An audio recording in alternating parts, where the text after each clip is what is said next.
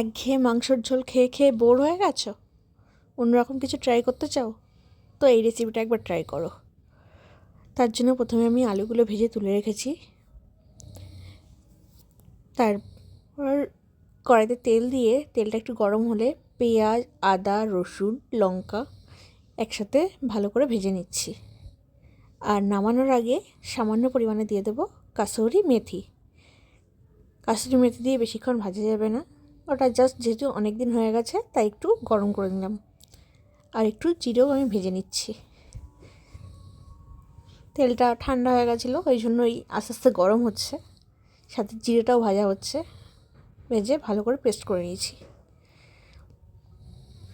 তারপর চিকেনের মধ্যে লবণ পরিমাণ মতো, কিছুটা টক দই, তার সাথে বেটে রাখা মশলাটা, যে মশলাগুলো সবে আমি ভেজে ঠান্ডা করে বেটে রেখেছি সেই মশলাটা দিয়ে দিলাম। দিয়ে পরিমাণ মতো হলুদ, কাশ্মীরি লঙ্কার গুঁড়ো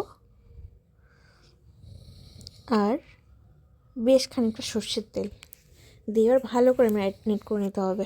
যত ভালো ম্যারিনেট করা হবে তত টেস্টি হবে চিকেনটা।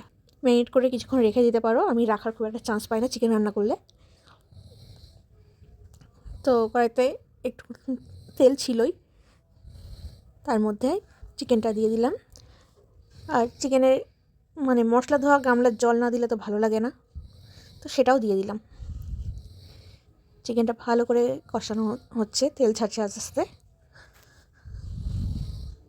কালারটা দেখে কি মনে হচ্ছে খেতে কেমন হবে?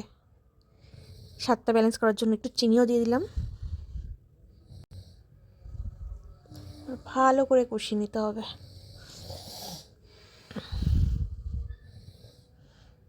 দেখো কি সুন্দর তেল ছাড়ছে। আর বাঙালির চিকেন, তাতে আলু পড়বে না তা তো হয় না। পারলে চিলি চিকেনের মধ্যেও আলু দিয়ে দিলে ভালো হয় আর কি। তো আলুটা দিয়ে এবার পরিমাণ মতো জল দিয়ে বেশ খানিকক্ষণ ফুটিয়ে নেব। আর একটু ধনেপাতা কুচিও আজকে দিলাম। দেখো চিকেনটা ফুটে বেশ একটু গাঢ় ভাব এসে গেছে ঝোলটার মধ্যে। এবার দিয়ে দেবো পরিমাণ মতো গরম মশলা, দিয়ে একটু নাড়াচাড়া করেই এবার পালা হচ্ছে নামিয়ে নেওয়ার। তোমার চিকেন রেডি। এবার গামলায় আমি নামিয়েও নিচ্ছি। তো দেখতে কেমন লাগছে কমেন্টে জানিও। এভাবে আমি ফার্স্ট টাইম ট্রাই করেছি, খেতে অসাধারণ হয়েছিল, সেই জন্য তোমাদের সাথে শেয়ার করলাম।